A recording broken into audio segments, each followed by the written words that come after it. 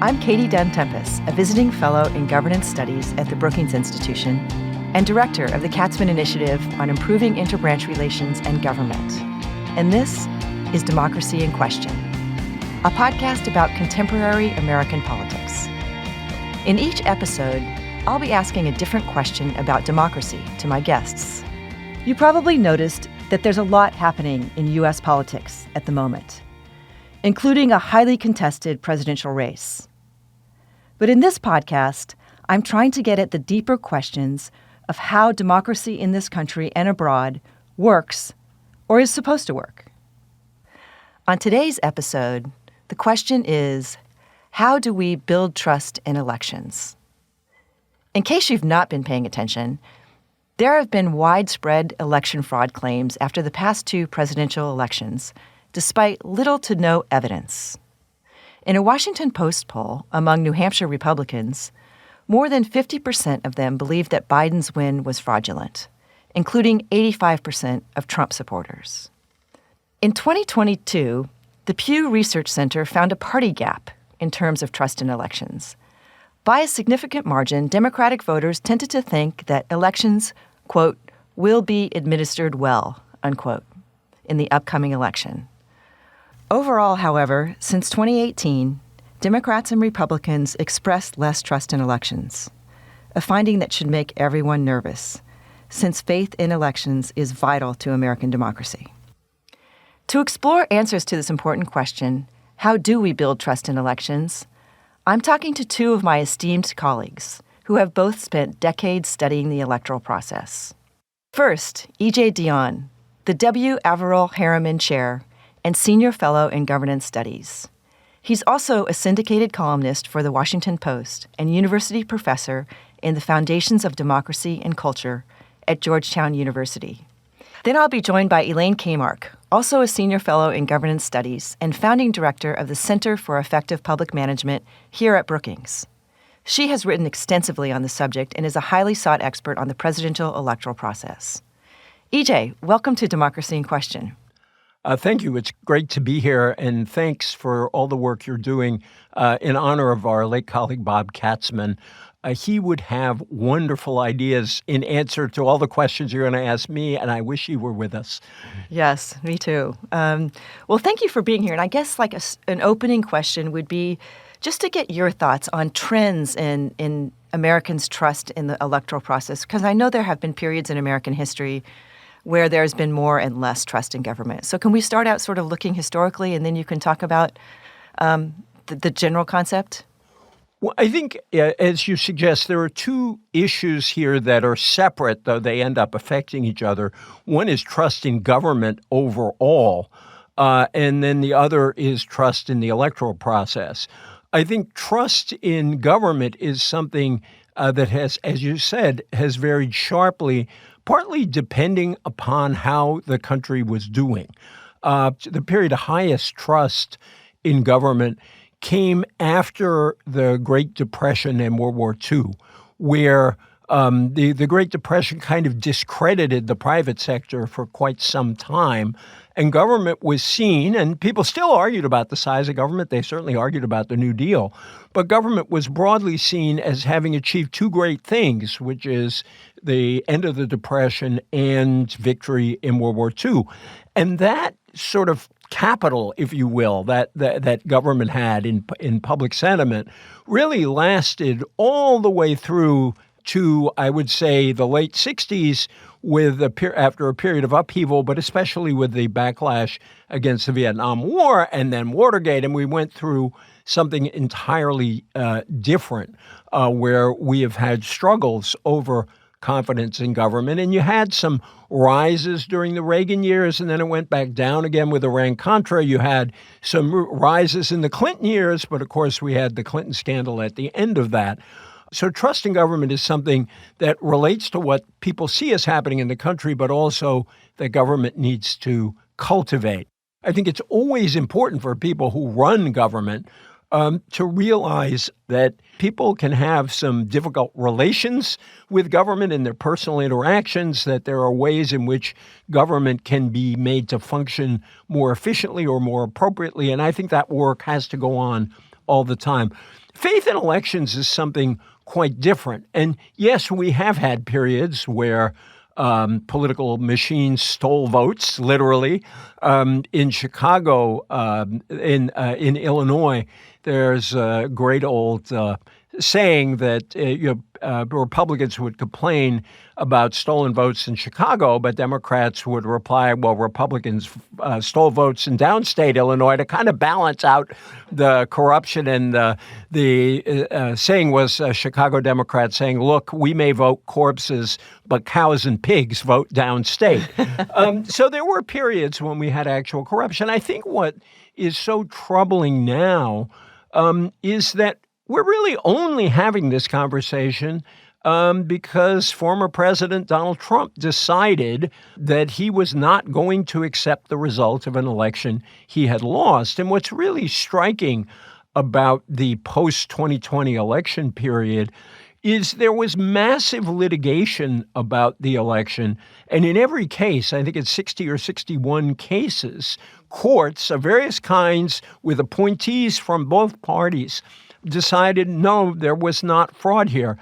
I think what's unfortunate is in order to have trust in elections, you really have to have both parties agreeing that, we'll challenge elections when appropriate. Occasionally there is fraud, but there's so little evidence of fraud now. There's really no evidence of fraud on any kind of large scale. Indeed, it's ironic. A few prosecutions recently for voting improperly have been against Republicans more than Democrats, just maybe luck of the draw. But it doesn't point to massive Democratic fraud on behalf of Biden. So I think it may take the end of the period when Trump has such influence, but I really think it's incumbent upon Republicans to speak out consistently, as to their credit.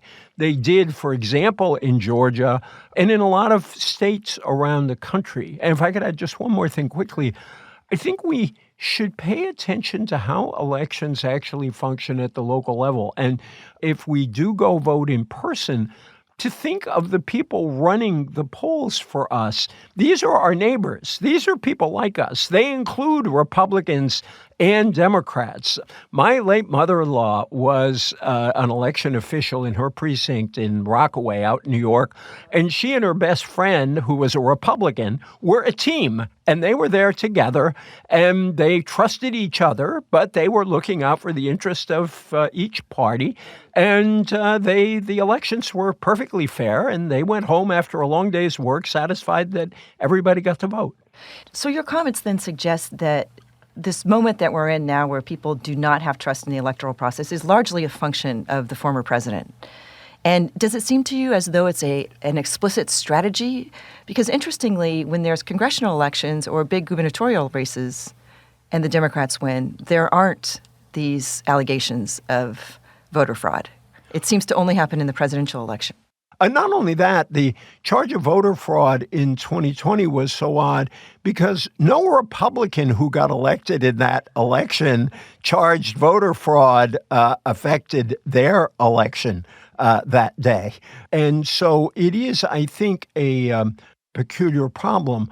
But I think that what we have to do is, even though I do think this is the effect of Donald Trump, we have to think about in what ways can people who run elections, in what ways at the federal and state and the very local level, what can we do to increase confidence in elections? I think some people will just stick with the fraud story no matter what.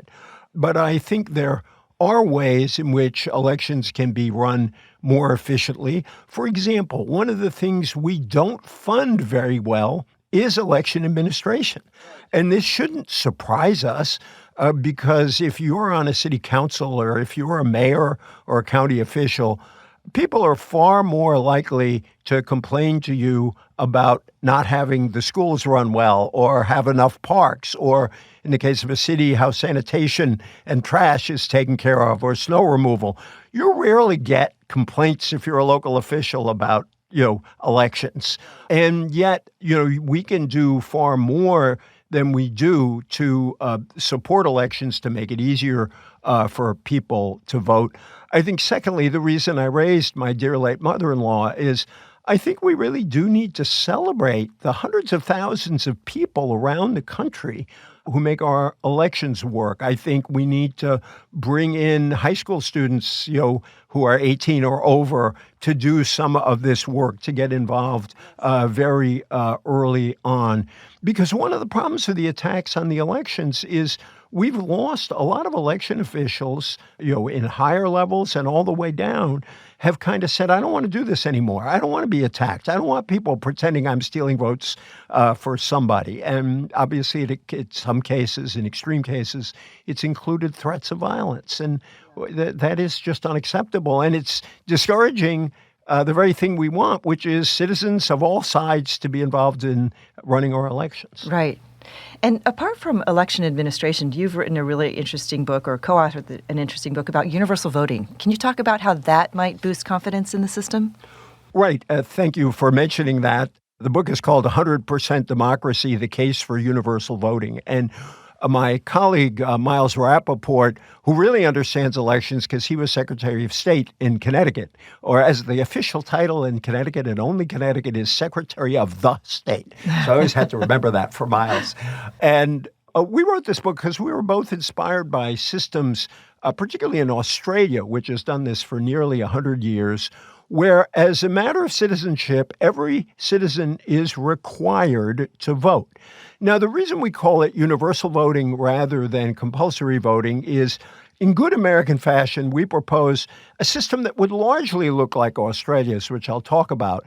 But we would let everyone who wanted to apply for conscientious objector status. If you really, really, really didn't want to vote, and there are some religious traditions that sort of stay away from politics altogether, you could apply for that status and it would be granted liberally. So we want to say that we are not requiring people who have a principled opposition to voting from casting a ballot. We don't think most people would avail themselves of that, but they should.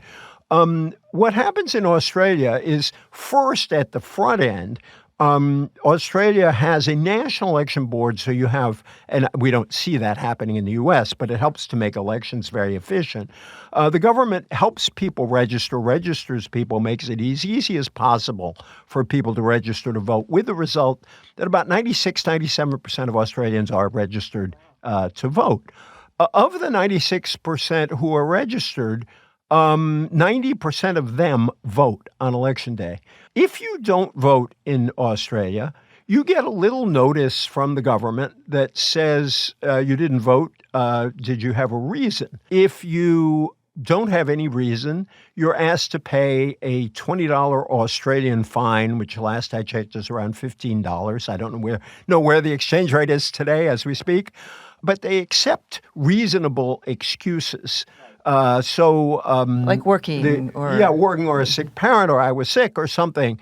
And so only about 13% of people ever pay the fine. So it's really not a punitive system. And we would do several things to make sure it's not punitive. It would not be a criminal fine. So we view this as a nudge, not a shove, not punitive. It's really declaring that there's a civic duty, and it's to change the culture around voting. And that's what it's done in Australia. Elections are on Saturdays. We might not be able to do them on Saturdays for religious reasons. We think Election Day should be a holiday, but you can go anywhere to vote in your state. And because of this civic feeling, elections become kind of a giant party. And by the way, there's good political science that shows that when parties or celebrations are associated with election, turnout is higher. And people in the country, civic groups, schools, use Election Day to raise money for all kinds of civic projects. So when you go vote, there are all kinds of food available. And it's become such a thing in Australia that they now have websites rating the food at different polling places, so you can decide where you want to eat the food. And lastly, Australians are famous for their democracy sausages that you have at these celebrations. We say we should have democracy sausages too, but there should be vegan alternatives. So I'm just curious, with such high numbers of registered voters in Australia, how does that compare to the United States? So in Australia, around 96% are registered. Here, about 69% are registered. So their efforts to make it easy and for people to register and for the government to take some real responsibility in this really makes a big difference. Yeah. I think what you're saying is in this effort to sort of promote universal voting, you're basically saying the United States needs to eliminate a lot of the barriers that currently exist around voting and to try to make it more of a civic duty and kind of an event or a celebration. And you can do that by eliminating a lot of these barriers that we currently have. Is that right? Right. In our book, we have a whole chapter devoted to gateway reforms. You should be able to vote early. There should be easy voter registration, mail voter registration. The mail balloting should be easy. There should be all sorts of ways that make it easy to vote. And that's, again, the Australians are very conscious that if you have a requirement, you've got to make it as easy as possible to achieve this.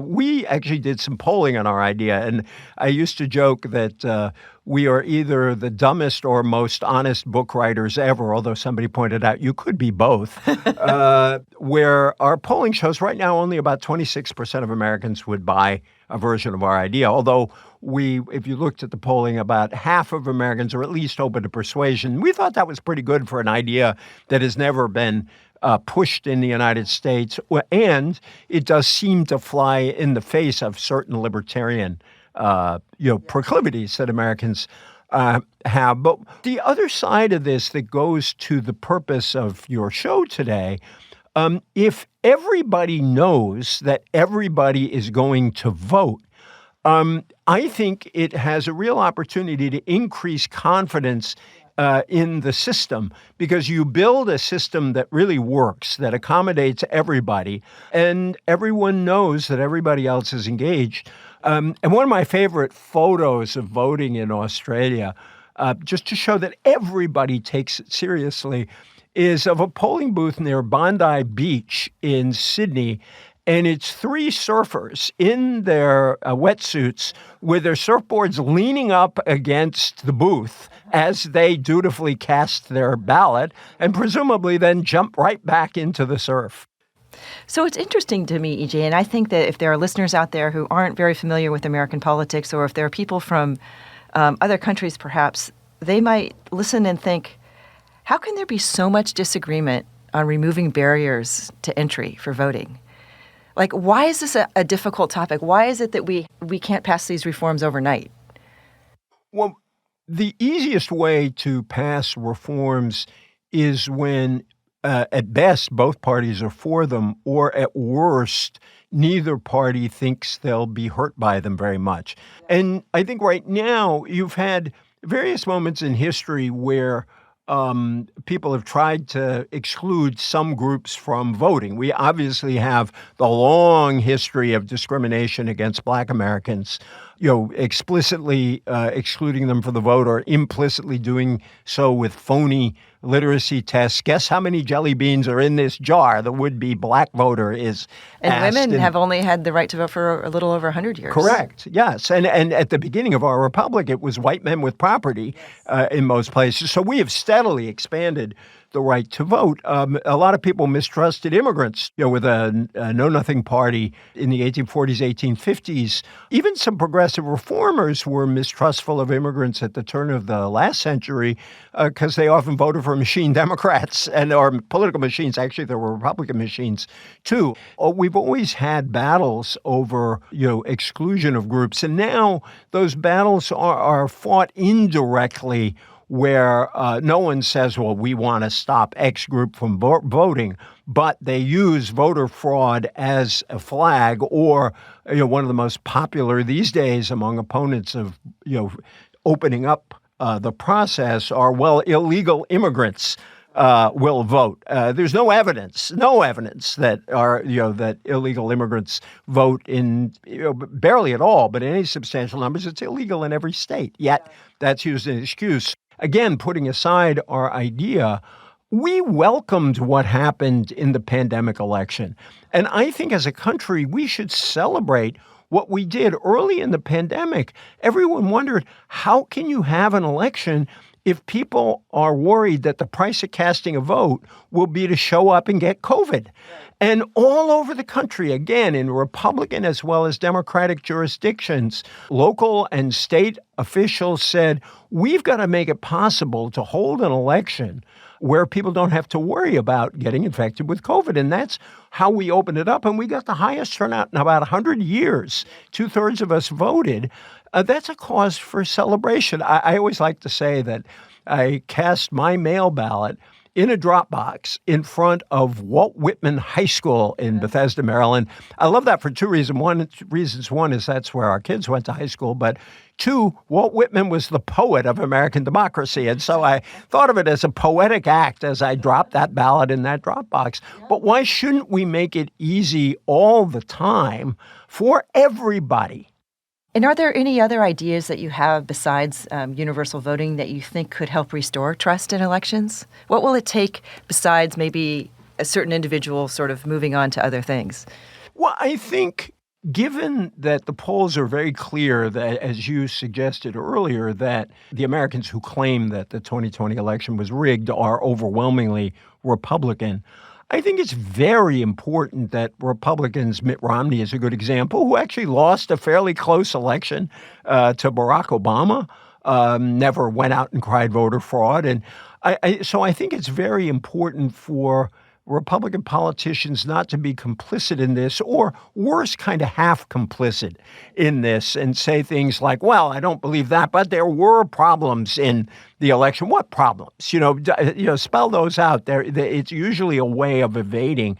And, as I say, the Secretary of State in Georgia, Republican, who said, no, this was an honest election, actually won the next election. I think he ran ahead of the ticket because a lot of people on both sides appreciated that, he said honestly, we ran a good election. So I think that's part of it. And then I think that every change that's made to make it easier to vote, I think local election officials, I think they are transparent about what they do.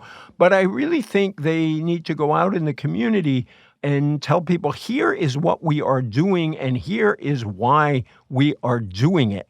And, before all of this hue and cry about the so-called stolen election, in a lot of communities, Republicans and Democrats were grateful in 2020 that local officials went to a lot of trouble to make it easier for people to vote, and they were thanked for it. And I think they need to go out there and just say, do a lot more civic work at Rotary clubs and churches and schools. Education, and just to say, here's how our elections run. And if you want to be involved, we would welcome you there.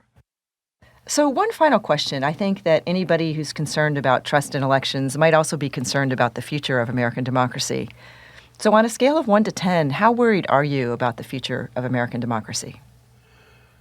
I'm sort of more on the worried side than I would have been even a year or two ago. So I'd probably put myself at a 6 or maybe even a 7. Obviously, I think it depends a lot on how this election turns out and what happens afterward. And so neither the outcome nor what's going to happen after is easily predicted. By the way, I'm also worried about what will happen at polling places. There's a lot of talk about people showing up at polling places to fight voter fraud. Will that turn into voter intimidation at the polls? I think that if you ask me which am I more worried about this time, another January 6th or voter intimidation on Election Day, I think I'd lean toward right now voter intimidation on Election Day. I hope we don't have to go through that, which we have at some points in our history, particularly after Reconstruction in the South. So I am concerned, and a lot of people say we have great institutions in America and they have stood the test of time, and we do have really strong small d democratic institutions, although some of them, and this is an argument for another day about the Electoral College and the structure of the Senate, some of them are anti-democratic, the Supreme Court and the way it works. But these are institutions that we should, and I do, value. But we've seen again and again in history that institutions are only as good as the actors called upon to protect and defend them. It's very easy, even for the best of institutions, to go haywire, to operate badly if the stewards of those institutions don't take full responsibility for them. And right now, if you look at the polling, we don't even agree what we mean when we say we're trying to protect democracy. It's a really striking thing that Democrats will say protecting democracy means making sure that no one is deprived of the right to vote, to make it as easy as possible to vote, to accept the outcome of legitimate elections. Republicans will say, I care about democracy too. I don't want people illegitimately to participate in the process. I don't want people to rig the elections. And so they both say they mean democracy, but it's as if they're speaking two languages. And it's really hard to hope that we can unite to defend our democracy when there is this kind of division over what defending democracy means. So if you had to end on an optimistic note, what would you look to for your source of optimism? Number one, I have had the blessing of teaching for 20 years, and I really do love the generation that is coming up. Now I've taught a whole generation, I guess you could say, over those years. And I find, contrary to what a lot of people say about the new generation, I find a lot of real engagement with problems of democracy, wanting to protect the country. And yes, right now there's some disillusionment out there that's going to be a challenge this year. But I find real engagement among the young, and that sort of gives me hope for the future. I do think that in principle, despite this split I just said, the vast majority of Americans do appreciate their institutions and understand the value of liberal democracy. I use liberal not in the ideological sense, but to refer to democracy linked to rights. Or you could say constitutional democracy. So democracy linked with freedom of speech, press, assembly, religion. I think people in principle know that's valuable. A significant majority knows that's valuable. And I think you're going to see play out in this election a lot of explicit arguments about why defending democracy right now matters a great deal to our country. And so the fact that you're holding these discussions, I think fits in with the fact that in this particular election year, democracy will not be some side issue or back of the train issue. I think it's going to be central to the conversation. You've got to talk and argue about democracy if you're going to spend the energy to save it. And so that gives me some hope, too. Well, it was a pleasure to talk to you this afternoon, and thank you so much for your time. Thank you.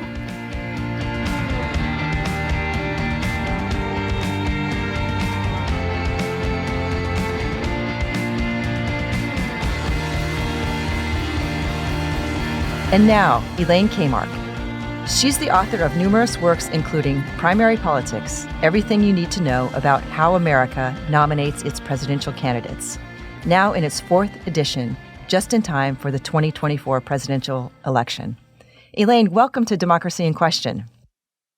Thank you, Katie. Nice to be here. Yeah, and maybe we could just kick it off with, the central question of this podcast episode, which is, how do we build trust in elections?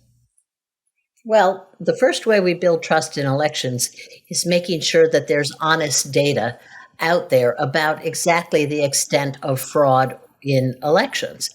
And for this, I would turn people to an article that we wrote a couple years ago here at Brookings.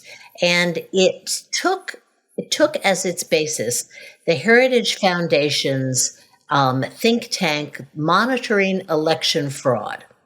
And this is a very interesting project they've got.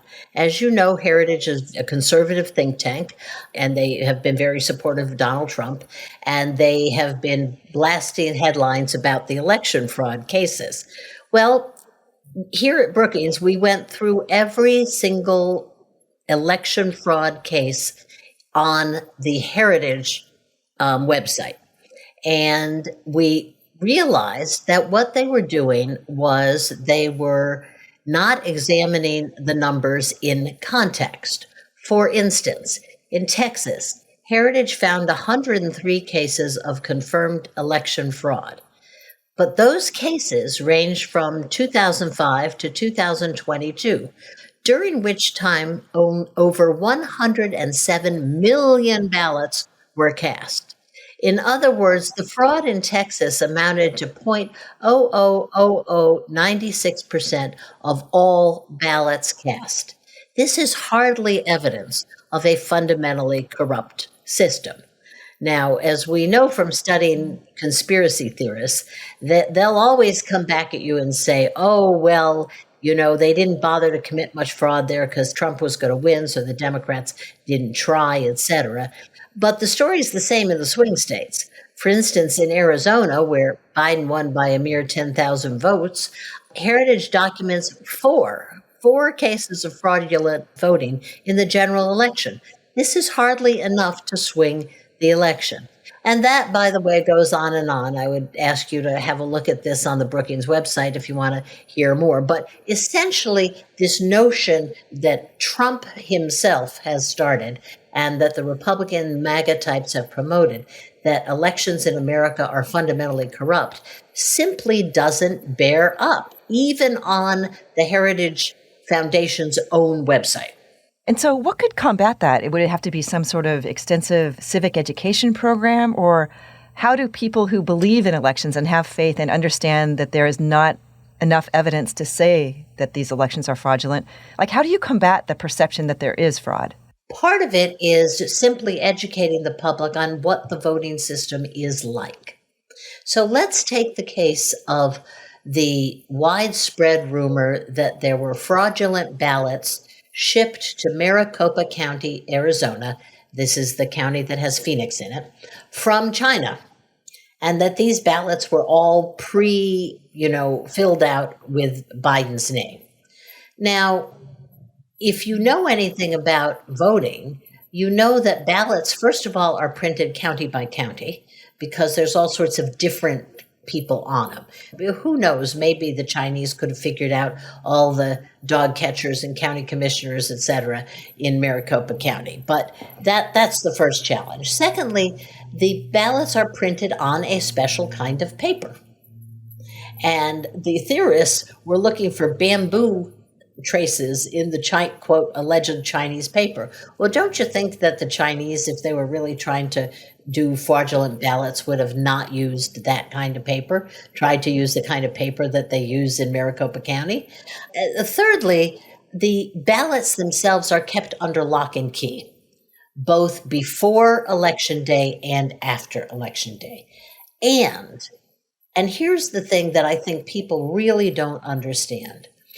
Elections are contests between two big, well-funded, and highly competent political parties. In most of these elections, when there's a counting going on or a recount going on, the Democrat and the Republican Party have a representative in the room. Those representatives run to court the minute they see something fishy. Okay, they're armed with injunctions. They get themselves to the courthouse. The judges are alerted, etc. For there to have been widespread fraud in 2020, you have to assume that the Republican Party was completely asleep at the switch, which is why, basically, going back to the Heritage Foundation study, you find a minuscule amount of voting fraud in the United States.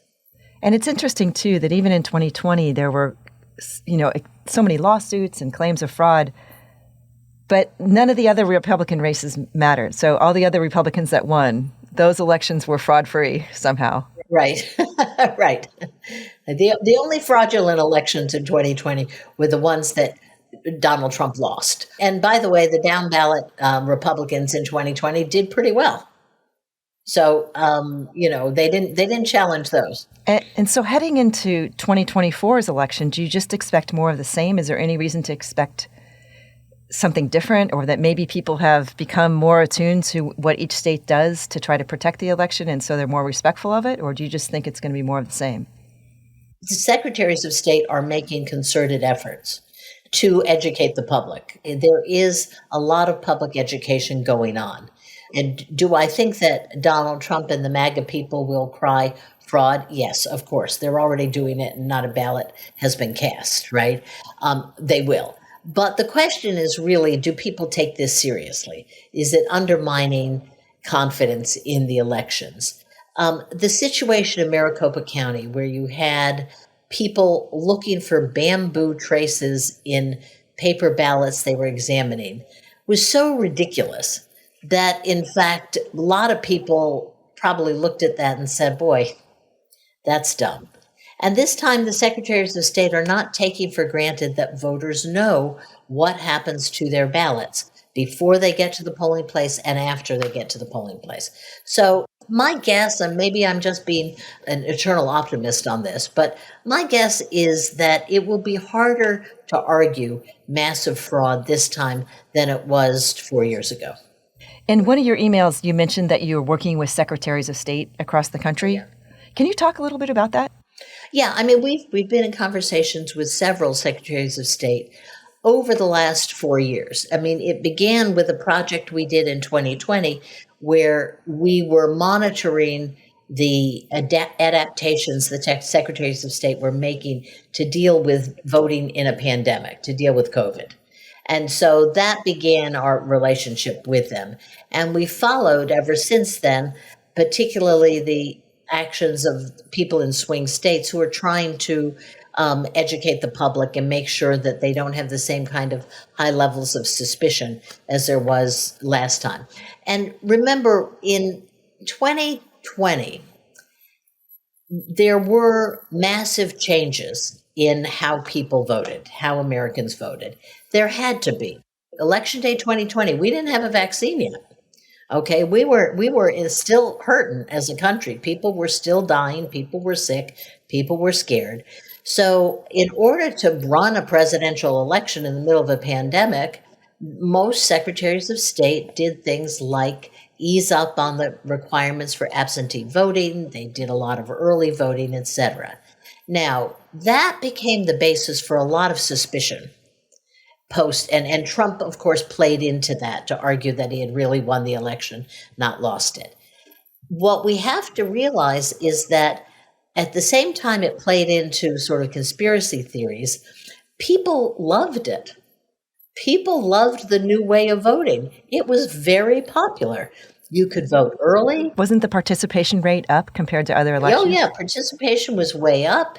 And basically, people loved the fact that you could get an absentee ballot, you could go to early voting, et cetera. So there's very little public demand for these new voting systems to be taken back.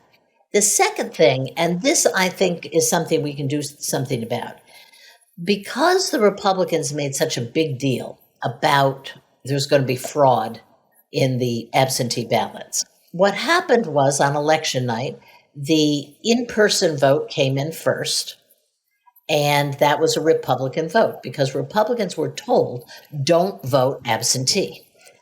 When they added in the absentee votes, absentee ballots and early ballots, et cetera, in many states, the picture changed, and the Democrats, caught up and in some cases surpassed Trump. Now, that was interpreted in many places as, oh, they did some funny business in the middle of the night. They did some funny business. And that now is in the hands really of the reporters. I have made a more radical suggestion. My suggestion would be that states not report votes until they have 99% of the votes in, that they not even talk to the media on election night. We probably the media would have a fit about that. They love election nights. But at least what they are doing is and you saw this in 2022, they're constantly reminding the voters, this is only part of the vote. We don't have the absentee vote, et cetera. But still, it makes people suspicious. You know what I mean? The candidate is winning at one point, then losing at another point, then winning at another point, et cetera. And did the secretaries of state, were they receptive to this idea of just waiting until all the ballots were in?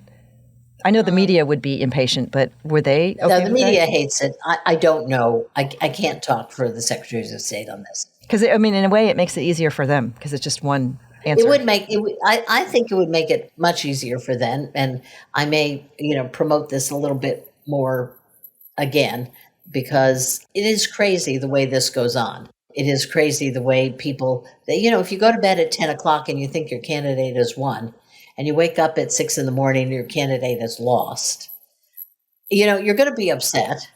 And you might wonder, and if somebody's telling you that there's a lot of fraud, guess what? You're going to believe that there's a lot of fraud. So I wanted to talk a little bit for a moment because you mentioned that people are inclined to believe certain things that they hear. And you and our colleague Daryl West have recently written a book about AI and disinformation and misinformation. Can you talk a little bit how that plays into Americans' capacity to trust election results? Yeah, there's two aspects to disinformation, right? One of them is the persuasion aspect, right? And this is where people are very worried about deep fakes and things like that would have, Kamala Harris doing something outrageous or saying something outrageous, or Donald Trump doing something outrageous. I mean, that is a big worry, and that goes to the persuasion part. There's also disinformation that goes to the voting part. And this is really as old as Methuselah, but it's now got a different form. And that is emails that come to you that say, oh no, voting day has been moved from Tuesday to Wednesday because of thunderstorms or because of snowstorms or something like that. In other words, try to confuse the voters, particularly the other person's voters, about when the election is. I mean, basic stuff like that. Or sending out fake information on getting absentee ballots. When do you need to register for an absentee ballot? All of that stuff is all over the place. And a lot of it is noise in the system, doesn't matter. But when you are in a very, very close election, then all of these little things end up mattering. So while most of us would not believe that, Kamala Harris was in a porno film, okay, that's one of the favorite ones running around. Most of us would say, oh, that's ridiculous. That's not going to happen. The fact of the matter is that when the elections are this close, you just need a very small number of people to believe it, to make a difference. So tell me that you have a solution for how to combat that. Is it possible, or is it just technologically we can't keep up? Right now, technologically, we can't keep up. But campaigns are going to have to spend a lot of money and a lot of resources instead of reaching voters on literally looking for this junk on the internet and stopping it as soon as they possibly can. And it's hard to stop it. Okay, it's hard to trace who's doing it and where it is, but it's the campaigns that have the primary responsibility right now. It's in their interest. Eventually, we might have technological solutions to this. Eventually, we may have ways of instantly seeing an AI fake. Right now, though, it's hard, and we're not there. And let me just say, I think 2024 is one of the most dangerous elections ever on disinformation. And the reason is it's new enough and it's good enough that we can't really combat it. I'm hoping, and this may be being too optimistic, but I'm hoping by 2028 and 2032, two things have happened. One, the public has gotten sophisticated. And they'll see some of these things and say, oh, that's ridiculous. That's probably fake. And B, there will be tools at hand for you to decipher disinformation from real information. It's like the McCaffrey virus bug that we have on our computers, right? We're going to have something like that. People smarter than me tell me that that's not happening right now, which is why I say 2024 is a very dangerous year. But my guess is we will adapt to this as we've adapted to other forms of technology. Wow, of all the times for it to be at its zenith in terms of affecting an election outcome, it's affecting one that's as close as can be. Yeah, it's a bad year for it to be having this effect. And do you have any other ideas about rebuilding or building trust in elections? I know you talked a lot about civic education and secretaries of state being more transparent about what they do so that voters understand how careful election workers are with ballots and things of that nature. But do you have other ideas? Well, I think that educating the public on the party system. The parties are often forgotten in this, and yet the parties are the major players in keeping the elections honest. Look, let's face it. We're all familiar with the underlying theory of capitalism. The underlying theory of capitalism is that competition is good. That competition will give us a car that has the doors falling off will not sell well, right? And then the competition does that. Well, it's the same in elections. The political parties are mostly fairly competent at watching elections. They have an idea of where their vote is. If it's coming in all screwy, right? If the South Bronx is voting 85% for Donald Trump, people run to the courts and say, hey, something's wrong here. So the two parties are, in fact, the primary line of defense to keep our elections honest. And, you can even contribute to the parties, you can contribute to their election funds to pay for the work that they do. But even very educated people actually sometimes talk to me as if only the Republicans or only the Democrats are going to be able to get away with things. And it's like, no, guys, there's two of them, and they are usually fairly competent, and they will litigate this. And that is what keeps it fairly honest. And historically, can you think of another moment in time where the American electorate has had such doubts about election outcomes? Well, the election of 1876, yeah. That was the Reconstruction election. That was where white Southerners took over from newly enfranchised black voters in 3 states, sent in confusing and opposite electoral slates, and it had to be decided in the House of Representatives. It was a mess. It was just a mess. But it was a mess because the actual voting was a mess, because in some places they were lynching freed slaves who tried to vote. In other places, the Union Army was protecting the polling places from the white Southerners. It was, that makes today look like a picnic. Yeah. Okay. That was the Civil War fought to its end. What about Bush v. Gore? Do you think that has cast or made people more likely to be concerned in this current era? Well, Bush versus Gore was simply a very, very close election. There is data available from the press recount of Florida that indicates that if Gore had chosen to go for a statewide recount as opposed to a recount of Broward, Dade, and one other county, that he probably would have won the state, because they ignored Jacksonville was left out of that, and it turns out that there was a lot. So basically, under the theory and the legal process followed, and the Supreme Court did cut off the recount. They did stop this, saying that they had to have the Electoral College vote by the second week in December, which is in the Constitution. So I think we know what happened in Bush v. Gore. Gore got the most votes. There's no doubt about it. But the Electoral College vote in Florida, which was very close, was decided legally by the courts, and that was the end of it. And what this brings up for us is a bigger problem, which is the problem of the Electoral College. And I think the Electoral College undermines trust in government, because the person with the most vote twice in this century, the person with the most votes has not become president. And, a small portion of the electorate decides who the majority of the United States Senate, because every state, even very tiny ones with no people, have 2 senators. So we're in trouble now because of the Electoral College. And on a scale of 1 to 10, where would you be in terms of your concerns that things like declining trust in elections is undermining American democracy? Do you think that it's affecting American democracy? And how do you feel generally? Are you nervous about the future of American democracy? I am, as most people are. I am very nervous about it. But I also think that we have a lot of guardrails built into the system. If you remember, in 2020, there were 62 lawsuits brought by the Trump campaign alleging one kind of voter fraud or another. 61 of them were thrown out of court.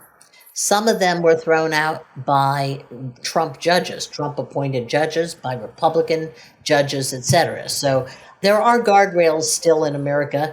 They are still working. Like many people, I fear a Trump presidency would try to undermine those guardrails. But so far, so good. Mm-hmm. And where would you be on that scale of 1 to 10 if you had to put a number to your level of concern about? Well, which is which? 10 is the like worst? you're the most afraid about the future of American democracy. 1 is the I'd least. probably be a 7. Mm-hmm. Interesting. And then one other question, and this is sort of relates to something that EJ said. He was talking about not being so concerned about the fact that faith in election results is declining because he thinks it's largely a function of a personality, which is Donald Trump, who's saying don't trust the election results. And I was just wondering, do you think that the decline in trust is sort of an aberration and it really is the function of an overwhelming personality that is casting doubt, and that without that personality, Americans will be more inclined to trust election outcomes? Yeah, I think so. I mean, Trump is very unique. And I get this question all the time about presidents, okay? Just something, when Trump was president, a lot of young people would say, well, is this how it always is? And no, it's not how it always is. Donald Trump was and is a very unique actor in American politics. And I, for one, think that once he goes from the scene, either he loses and he's done, or he wins and he only has 4 years. I think once he goes from the scene, we will have turned the page on a pretty ugly chapter in American history. Well, thank you, Elaine. I'm really grateful for your time and your insights. Nice to see you, Katie. Democracy in Question is a production of the Brookings Podcast Network. Thank you for listening, and thank you to my guests for sharing their time and expertise on this podcast.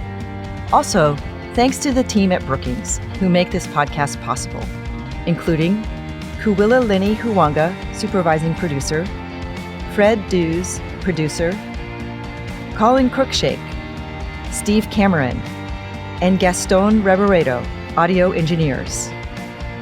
The team in governance studies, including Tracy Viselli, Catalina Navarro, and Adele Patton, and the promotions teams in both governance studies and the Office of Communications at Brookings.